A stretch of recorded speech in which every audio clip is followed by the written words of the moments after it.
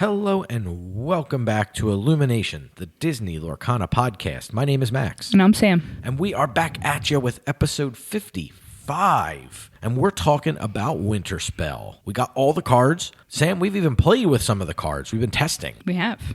And we are trying to find out what this set is all about. How's it impacting the meta? What are we going to play with? What cards are good? What decks are good? We don't know. We're trying to find out, and that is what we're going to be talking about this episode. Welcome all in, new and old. Hope you're excited for the wintry winter spell that we are about to be put under. Let's start off with a new section for these episodes. Normally we do a different section. We didn't like it, so we threw it out. Appreciate all the feedback everybody was giving us here, and we want to replace that section with something a little bit different. We're going to talk about older cards for a second that were impacted by the wintry winter spell. So we're talking about the cards that have been the most improved as a result of the new set. So let's first talk about, well, kind of a cluster of cards because there's a whole new deck in town and it is a long enjoyed but never really good enough color combination. We're talking about Amber Sapphire. Sam, tell us a little bit about the Amber Sapphire deck in a nutshell. So it's our new control deck. So they just are able to play a bunch of value cards, wipe your board, and then replay their value cards. Yes, very good. And so a bunch of cards that have existed are starting to see play. Now, as a result, we have good old standby from first chapter, Stitch Carefree Surfer, being played quite heavily in this style of deck, not just reserved to the Circle of Lifestyle decks anymore. We've seen Ludwig von Drake making appearances. There are a plethora of cards that are more like mid-range size that people are testing out of Amber now that it's pairing with Sapphire. So pretty exciting improvement there for those cards. Color combination I've tried so many times and finally looks like it might be a thing. Coming up next on the block is another Amber card. This one is in a different deck,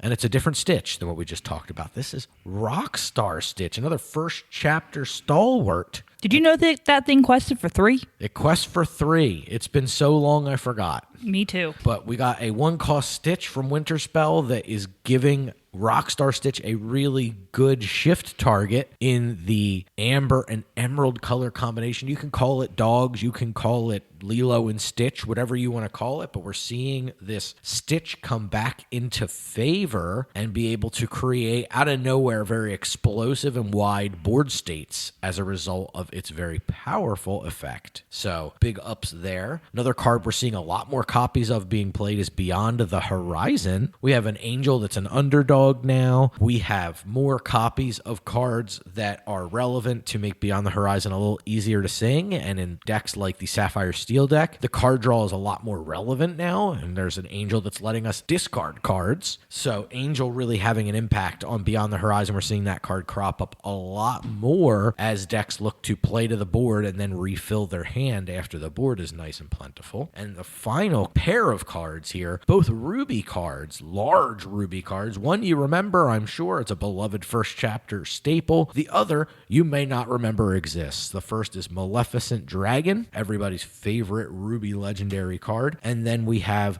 Pete, who is the Steamboat Pete. I don't remember his little sub name, but Pete destroys a character or banishes a character when you have another Pete out already. I have a feeling we'll be talking about another Pete. Yeah, in a little bit later. Yeah. So those are some cards that you may have had to pull out of the trade binder or pull out of the bulk box or dust off from the back of the shelf, remove those cobwebs to get a couple copies of back out. And Rockstar Stitch was our first ever Set Champs Enchanted promo card. So if you have a bunch of those lying around from early Set Champs 1, boy oh boy are you in for a treat. Just leave them right up. Yeah. Very exciting. So let's move on to cards from Winterspell proper. So these cards you may not know, Sam will read them for you to help you in case you're listening to this and can't look up cards easily. So let's talk about some cards that we feel so far have seemed exciting and were definitely on our radar or on our list of cards worth testing and have missed the mark for us, the team, and the podcast community, all of which weighed in for these next sections. So before we dive in too deep, big thanks to everybody who gave us their thoughts and ideas and time they've spent testing to help us at least get as much of a sample size as possible to talk about when we are going over these cards. Shout out to all of you. You are great, and you know who you are. So first and foremost, we have Belle. Yeah, so she's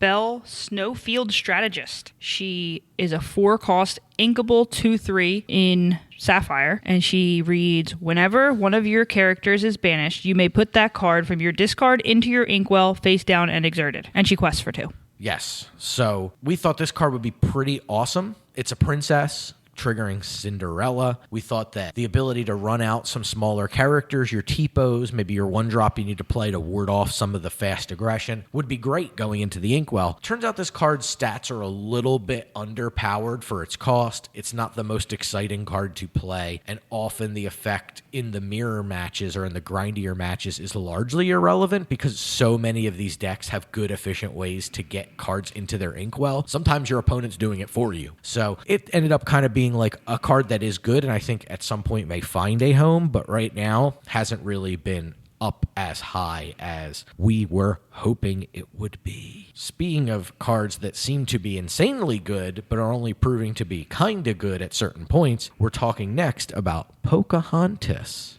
Yeah, so we have the shift Pocahontas. So she shifts on 3. She costs 5 inkable normally. She's a 3/6 that quests for 2. And she reads, whenever you play this character, if you use shift to play her and none of your characters challenge this turn, characters can't challenge into the start of your next turn. Yes. I think that this Pocahontas is very powerful, but very singularly focused. A lot of people jokingly called her the worst Kita, and I think that's kind of fair to say. Kita really ended up finding a home, not in an aggressive deck, but in more of a combo style deck, in the Amber Emerald discard style deck. And I think this Pocahontas having to shift and also being a victim of not having a good shift target in color makes this card very hard to use. There is a 2-cost uninkable Pocahontas that is an Amethyst that I think is a solid card, but I think that having to pair those 2 colors together isn't the best thing ever, or at least hasn't proven to be early in testing, though I know some of the team is testing that color combination and finding success with that line. I think that that is so incredibly narrow that it's hard to say that this has exceeded expectations from what we saw. Again, when we saw her released, we saw that card, not knowing that she wouldn't get a relevant in-ink shift target. Right. Moving on to the next one, another Amber card. Here, this is one that Sam and I have tested a lot, and this is a little Lilo and Stitch action for you. Yeah, this is Ohana Means Family. It's a 3-cost inkable action, and it's remove all damage from chosen character of yours. Draw a card for each 1 damage removed this way. Yes. So this card, a lot of people hyped up very early. And now to preface this, I know this is in the missing the mark section. This misses the mark because the mark for this card was absurdly high when this card was spoiled. Everybody thought that this was the second coming of Rapunzel, and I really think that we found out very, very fast that while this action has no limitation on the number of cards it can draw you, while not having a very impressively statted 1/5/2 body to be on top of, that trade-off is not exactly equivalent. So while Ohana is very powerful, I think you need to have the right mid-rangey or control style deck that's looking to taking advantage of having a lot of damage counters on something large to be able to draw the card. So I think this one misses the mark just as a more of a result of the fact that this card people were putting up there as one of the very best cards in the set, and I don't think it's nearly close to that mark. Next up, we have a character who for the first time I thought was finally going to get a playable Lorcana card. This is a character we've been seeing since the first chapter on cards, and I think that this card misses the mark pretty strongly, much to my chagrin. We're talking Marshmallow yet again. Yeah, we have Marshmallow, Cranky Climber. He's a 5/5 for 5 uninkable, quests for 2, and he has Icy Blast. Whenever this character quests, each opponent can't ready more than one of their characters at the start of their next turn. Yeah, this sounds awesome, right? Like you play this on 5, play Demona on 6, exert everybody's board, quest with Marshmallow, and you're good to go. It turns out that that's a little bit excessive, and just playing Demona with a board of decently statted characters ahead of the Demona is probably just better. So it's just too many hoops to jump through and not enough of a return on your investment for this Marshmallow, though I will say the art is awesome on this card. So the last card we're going to talk about that has missed the mark for us so far is kind of like the worst one to talk about because it is our newest set championship promo enchanted and playmat. This is the legendary Tinkerbell. Yeah, so this one's Tinkerbell Snowflake Collector. She's a 3/3 for 3 inkable, and she has 2 abilities. The first is Flurry of Delight. While you have 4 or more cards in your hand, this character gains evasive, and Spectacular Find. While you have 7 or more cards in your hand, this character gets +3 lore. Yeah, so it turns out that just having a lot of cards in your hand is kind of already its own reward for a lot of decks. You don't need a 3/3 for 4 that just kind of does nothing, or 3/3 for 3 until you have cards. So largely this card's kind of a do nothing, and that's the problem, is when you're behind, it does nothing to catch you up. So when you're evaluating a card, it's important to look at how much does this card impact the game when I'm behind? How much can this card catch me up? Or if I'm ahead or at parity, does it put me further ahead or put me ahead at all of the opponent? And I think largely this Tinkerbell does none of those things. I think all she really can do is kind of close a game out of nowhere if you were to like Second Star. And that just seems so narrow. Second Star is a card we haven't seen played at all really through the Whispers of the Well meta. I think that's kind of behind us now. I do think that there are decks that can draw a lot of cards, but I don't think any of those decks are very interested in having this Tinkerbell be a payoff for them, unfortunately, because the art is a delight, and I think that the Set Championships promo art is also a delight. But as far as any other delight, what's the ability? Snowflake Delight or something? Any other delight?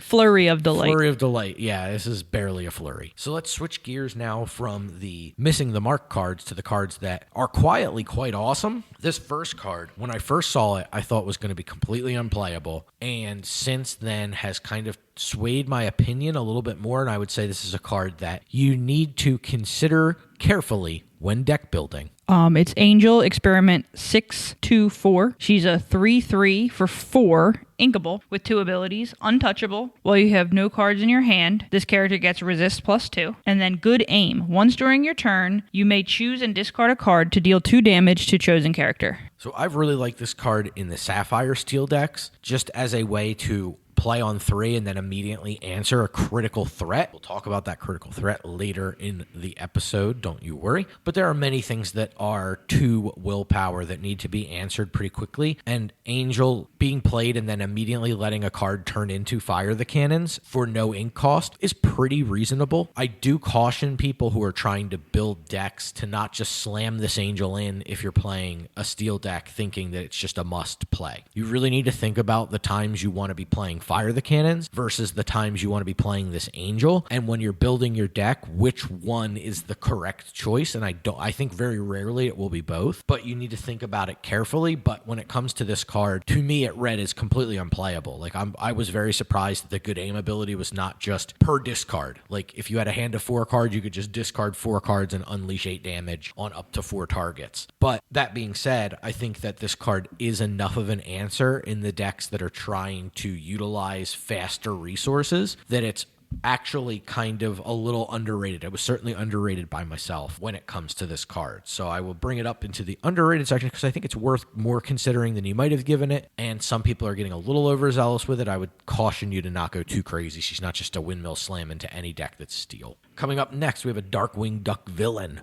It's Isis Vanderchill. She's a 4/4 for 4 uninkable with Chill Out. When you play this character, exert chosen opposing character. Yeah, really simple. This is kind of a big, bulky, non-evasive version of Elsa Fifth Spirit, right? We don't have Rush here. We don't have Evasive here, but we do make up for that in stats. 1 less ink cost, but also the fact that we are not inkable as well. So a lot of trade-off in and out. So I think, again, this really depends on your curve. If you're playing a 1-2-3 that's pretty convincing, Amethyst Steel will often play Captain Hook into Calhoun into a Lexington, or now a more frightening version of Lexington in some builds, the GG. And we also then play the Isis on 4. We're immediately getting value out of something, especially if Calhoun can clip it. That's really good. So there is the payoff for having this card come down a turn sooner than Elsa in decks that aren't ramping. Also, in Blurple, you can play this as quickly as turn 3, though I'm not really... I guess if you played Basil on 1, Tipo on 2 specifically, you might be able to make some value out of the immediate exert a character. Not the worst thing I've ever heard of. It is certainly a line. So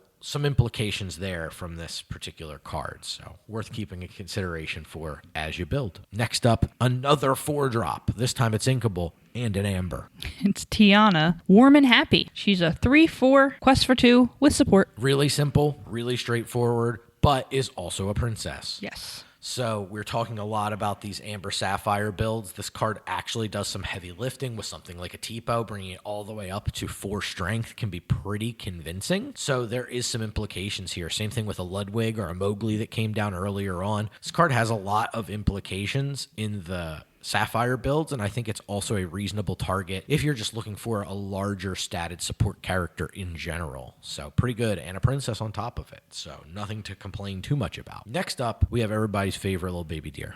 Another 4-drop. Another 4-drop in Amber.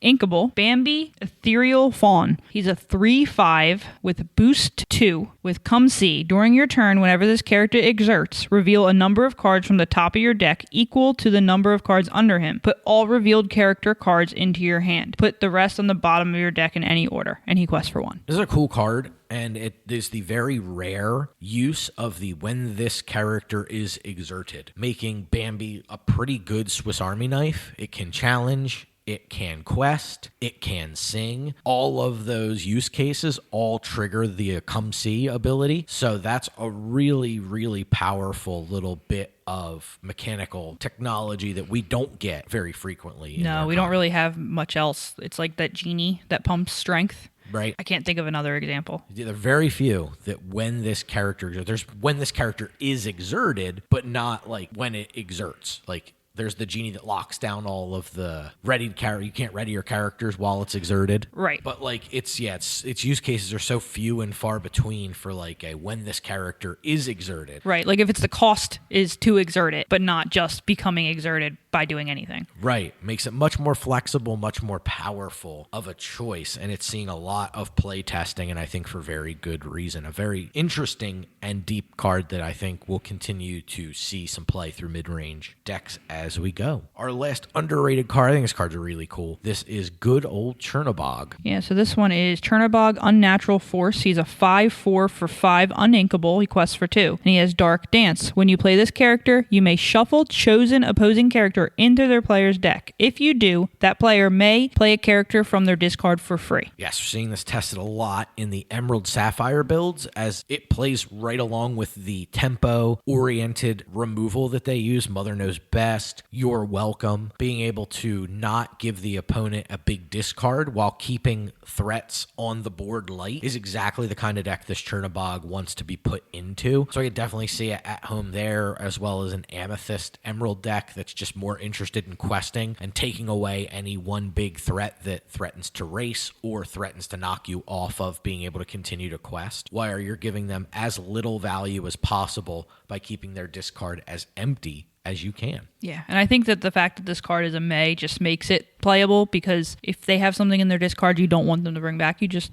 don't choose to use the ability. Right, where you're just using it as a on-the-board 5/4/2 that's coming down pretty quickly, especially if you're ramping. So neat card for sure. So that all being said, we're going to discuss the top 8. That's right, we got to do a top 8 cut. That's the rules around here. We're talking about the 8 cards that we feel like will be some of the most impactful cards on Core Constructed moving forward from Winterspell. So the first one is a reindeer. It's Sven, Leaping Reindeer. He's a 2/3 for 4 uninkable. Quest for 1 with Rush, Challenger +3, and Evasive. Yeah, just stats. A stats monster comes down and is able to take out a genie that was exerted the turn previously from the opponent and survive. Being able to trade with a Dumbo quickly, being able to run out and just smash into a larger body out of nowhere, giving you the ability to quest with your remaining characters. This Sven just kind of is exactly what Amethyst has been looking for to answer trickier cards on board. I know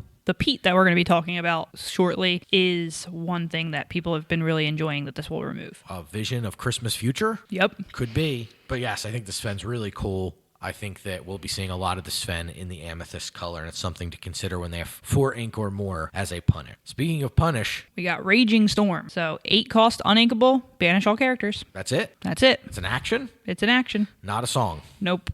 Costs 8? Costs 8. Uninkable. Uninkable. And it banishes all characters. Yep. Wow. Yeah, we've been testing this card more than probably any other card in the set. We have been extensively, Sam and I specifically, have been testing Amber Sapphire Control a lot. I can tell you this card is the real deal. It is really hard to interact with if you play carefully and you construct your deck in such a way to help you insulate your hand against Mowgli, it's really hard to answer. I think we're going to see an uptick in other cards getting played. There's a Timon from this set that I think is going to end up seeing more play if this deck grows in popularity and power level, because being able to just take out all the characters, banish them all of them, is such a huge deal. Even still, we're kind of a little rusty. We've seen a lot of players in testing just play right into our board wipe. And it's like, you got to remember how to play now. You got to remember how to commit. And I will say kudos to a lot of the players we've been testing with, because as we've been playing this deck, they've become more and more adept at the old style of how much can I commit to the board versus how much can I hold on to, versus like what is the dance of how many does it take? What's the critical number to kind of tick over the edge and make them wipe the board? And I think that Raging Storm feels nearly as threatening as Be Prepared. Next up, we have a deck that is in the same deck with the Raging Storm that we've been testing. We have a Princess. Yep, we have Moana, Curious Explorer. She's a 4/4 quest for 2 for 5 inkable, and you can ink cards from your discard. Yeah, so the play pattern of Cindy on turn 3 after you ramp on 2 into Moana and then just ink directly out of your discard turns out super good. Yep, and triggers your Cindy again. And re-triggers Cindy, so you go immediately into 7 ink, and then you can ink for the following turn, so you're on 8 ink on your 5th turn. So you can immediately Raging Storm if you need to. Yeah. So it's a pretty serious improvement for the ability to resource, which often in the Sapphire Mirrors is the critical element from winning to losing, is who can hold on to resources more, and not having to use the cards in your hand as ink is really, really impressive. Though this card is a little awkward at times, I still think this card is insanely powerful when it's just left to do what it wants to do. It's incredibly strong, and it sings a song that would make the top 8 if it wasn't a reprint for us, and that's Let It Go. And Moana can sing that song very well,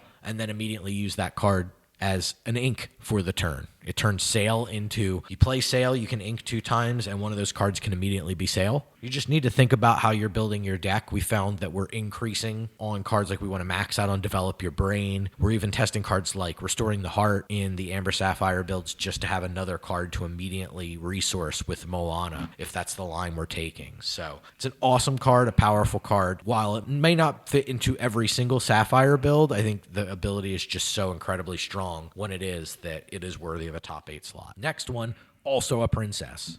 Yep, we have Mulan, Resourceful Recruit. She's a 1/4 for 2 inkable with Rigorous Training. Whenever this character quests, gain lore equal to her strength to a maximum of 6 lore, and she does not have a lore pip. Right, and it's pretty interesting. You know, a card is powerful when the limiting factor from a game design perspective is like, we just got to put a cap on how much this can be. Definitely games we've played where we've seen this Mulan, if she was allowed to, could probably do almost double. Yeah. It's very convincing. It's very strong. It's a card that I am convinced is one of the strongest cards in the set, no doubt. It just has so much interaction in the color it's in. It plays well in several other colors. Amber and Sapphire jump to mind for support purposes. There's, of course, the Tramp and other abilities like that. He's a Tramp that can boost this Mulan's strength immediately for very, very little ink cost. So I think that this is a very convincing card that slots very simply and easily into an already existing powerful archetype, and that is all the hallmarks of one of the best cards in the set, there's no doubt. Next up is a song coming to you in Amber, but definitely not in English. It's Akud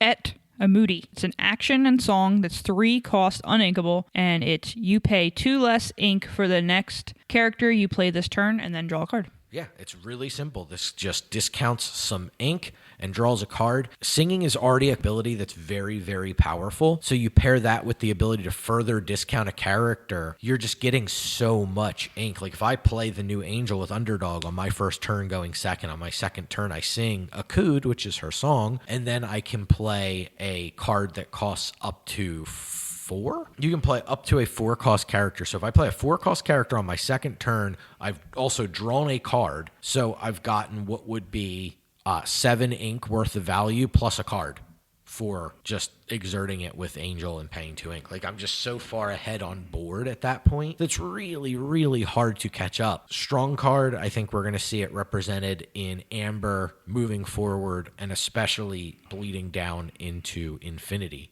This is going to be quite the powerhouse. Speaking of powerhouses, we have a small child who's cold. Lilo Bundled Up. She's a 1/2 for 2 uninkable, quest for 2, with extra layers. During each opponent's turn, the first time this character would take damage, she takes no damage instead. Very powerful effect, being able to have the take damage piece of jargon added to this card. So take is defined, if you're not aware, as dealt, moved to, or put on. So this gets around malicious, mean, and scary. This gets around the first boost of a Cheshire Cat. It's very powerful. It's a very serious card that I recommend you play test against, because you need to understand how much of a burden that card can really be when it's just ignoring the first damage that would be dealt to, put on, or moved to every single one of their turns. Next up is the previously alluded to Ghost of Christmas Future. Yeah, we have Pete. He's a 5/5 for 5 inkable quest for 1, and he has boost 1. Foreboding Glance. Whenever this character quests, look at the number of cards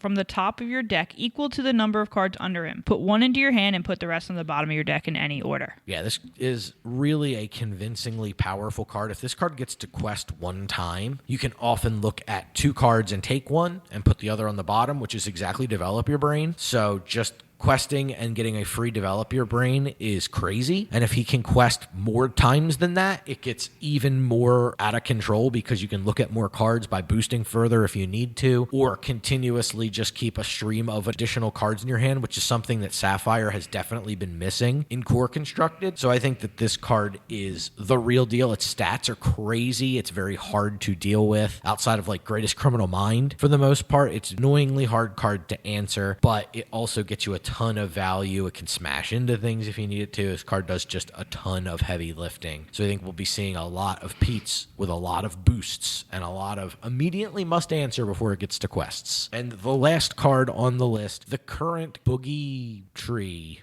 of the format, is Grandmother Willow. Yeah, we have Grandmother Willow, Ancient Advisor. She's a 1/2 for 2 uninkable, quest for 1 with Smooth the Way. Once during your turn, you pay 1 ink less for the next character you play this turn. So it's like a Lantern or a Huey, but the next character you play that turn.